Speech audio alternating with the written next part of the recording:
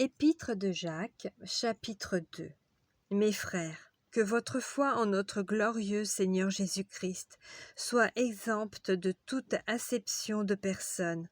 Supposez en effet qu'il entre dans votre assemblée un homme avec un anneau d'or et un habit magnifique, et qu'il y entre aussi un pauvre, misérablement vêtu. Si tournant vos regards vers celui qui porte l'habit magnifique, vous lui dites « Toi, assieds-toi ici à cette place d'honneur ». Et si vous dites au pauvre « Toi, tiens-toi là debout », ou bien « Assieds-toi au-dessous de mon marchepied ». Ne faites-vous pas vous-même une distinction et ne jugez-vous pas sous l'inspiration de pensées mauvaises? Écoutez mes frères bien-aimés, Dieu n'a-t-il pas choisi les pauvres aux yeux du monde pour qu'ils soient riches en la foi et héritiers du royaume qu'il a promis à ceux qui l'aiment? Et vous, vous avilissez le pauvre. Ne sont-ce pas les riches qui vous oppriment et qui vous traînent devant les tribunaux?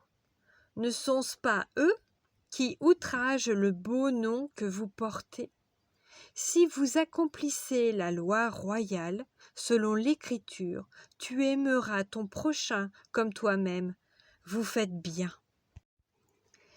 Mais si vous faites acception de personne, vous commettez un péché.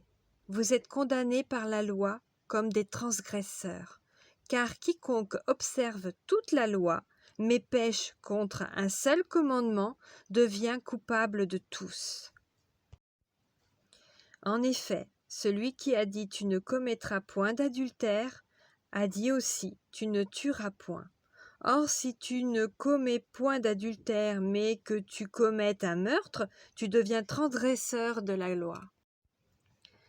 Parlez et agissez comme devant être jugés par une loi de liberté, car le jugement est sans miséricorde pour qui n'a pas fait miséricorde. La miséricorde triomphe du jugement. Mes frères, que sert-il à quelqu'un de dire qu'il a la foi s'il n'a pas les œuvres? La foi peut-elle le sauver?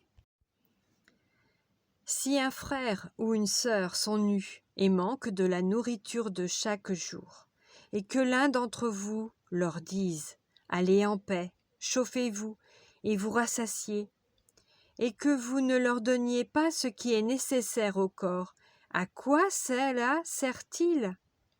Il en est ainsi de la foi. Si elle n'a pas les œuvres, elle est morte en elle-même. Mais quelqu'un dira, toi, tu as la foi, et moi, j'ai les œuvres. Montre-moi ta foi sans les œuvres, et moi je te montrerai la foi par mes œuvres. Tu crois qu'il y a un seul Dieu? Tu fais bien, les démons le croient aussi, et ils tremblent.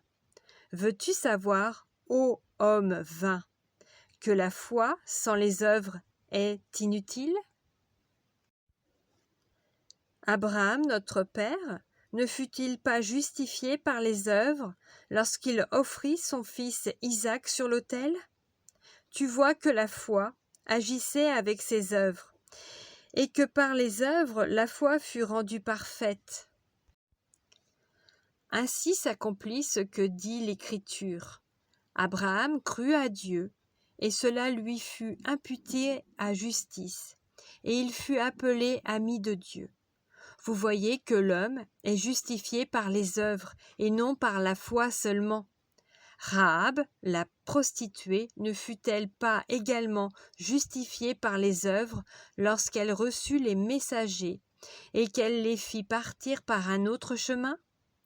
Comme le corps sans âme est mort, de même la foi sans les œuvres est morte.